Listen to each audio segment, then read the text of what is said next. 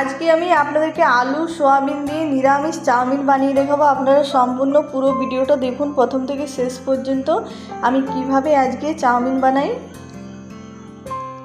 আর এখানে নিয়েছি চাউমিনটা আপনারা নিজেদের ইচ্ছে অনুযায়ী নেবেন বন্ধুরা, যতটা প্রয়োজন। আর প্রথমে চাউমিনটা সেদ্ধ করে নেব, তার জন্য জল গরম হতে আগে থেকে দিয়েছি। জলটা গরম হয়ে গেছে, এবারে চাউমিনটা দিয়ে দিচ্ছি আর চাউমিনটা সেদ্ধ করে নেব।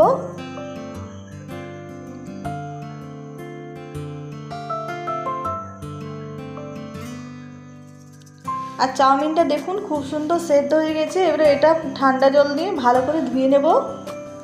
আর চাউমিনটা ভালো করে ধুয়ে পরিষ্কার করে নিয়েছি। আর এবারে কড়াইয়ে দিয়ে দিচ্ছি সাদা তেল।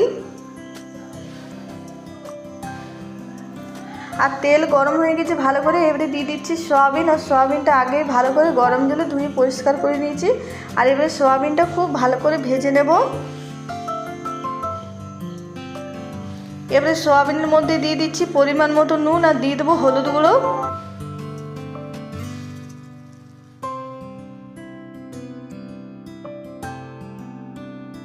আর সয়াবিনটা খুব সুন্দর ভাজা হয়ে গেছে, এবারে তুলে নেব।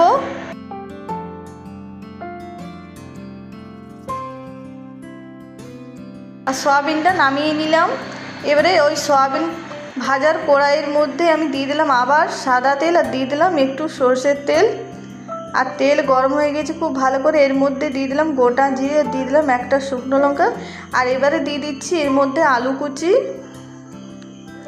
আর আলুটা খুব ভালো করে ভেজে নেব। আলুটা কিছুক্ষণ ভাজার পরে এর মধ্যে দিয়ে দিচ্ছি নুন আর দিয়ে দেবো হলুদ গুঁড়ো।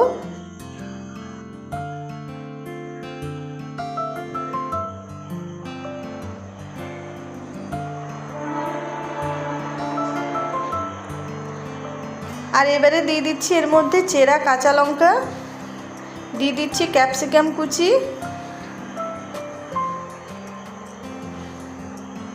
আর দিয়ে দিচ্ছি টমেটো কুচি। আর আলুটা খুব সুন্দর ভাজা হয়ে গেছে, সেই সময় এগুলো আমি দিয়েছি। আর ক্যাপসিকাম আর টমেটো দিয়ে বেশ কিছুক্ষণ ভেজে নিয়েছি। এবারে এর মধ্যে ভেজে রাখা সোয়াবিন দিয়ে দিচ্ছি, ভালো করে মিশিয়ে নেব।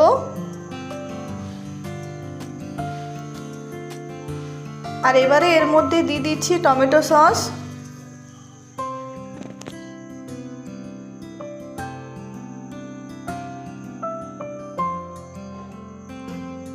আর টমেটো সস দিয়ে দিলাম, এবারে ভালো করে মিশিয়ে নেব।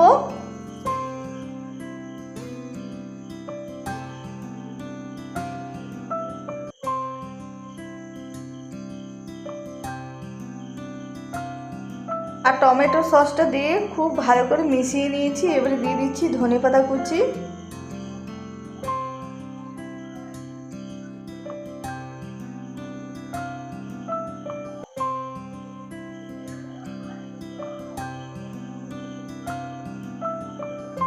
আর সব কিছু খুব সুন্দর ভালো করে ভাজা হয়ে গেছে। এবারে এর মধ্যে সেদ্ধ করে রাখা চাউমিন দিয়ে দিচ্ছি। আর সব চাউমিনটা দিয়ে দেবো আর ভালো করে মিশিয়ে নেব।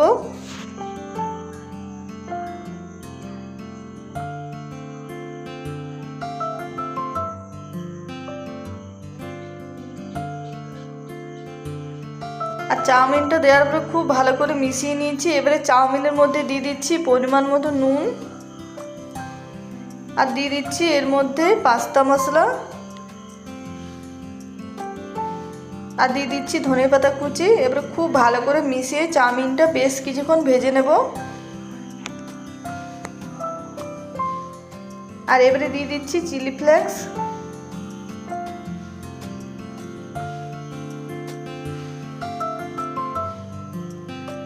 আর এবারে ভালো করে মিশিয়ে নেব। আর দেখুন নিরামিষ চাউমিন হয়ে গেল আলু সোয়াবিন দিয়ে। অনেকেই ভাবে পেঁয়াজ না দিলে ভালো লাগে না, কিন্তু এরকমভাবে নিরামিষ একবার চাউমিন বানিয়ে খাবেন, খেতে দারুণ লাগে নিরামিষ দিনে। আর আজকের ভিডিও পছন্দ হলে প্লিজ লাইক শেয়ার কমেন্ট করবেন। যারা নতুন দেখছেন তারা অবশ্যই আমার চ্যানেলটা সাবস্ক্রাইব করবেন, পাশে থাকবেন। আর একবার এরকম বানিয়ে খাবেন, নিরামিষ কেউ বুঝতেই পারবে না এটা যে পেঁয়াজ ছাড়া বানিয়েছেন। খেতে এতটাই দারুণ হয়।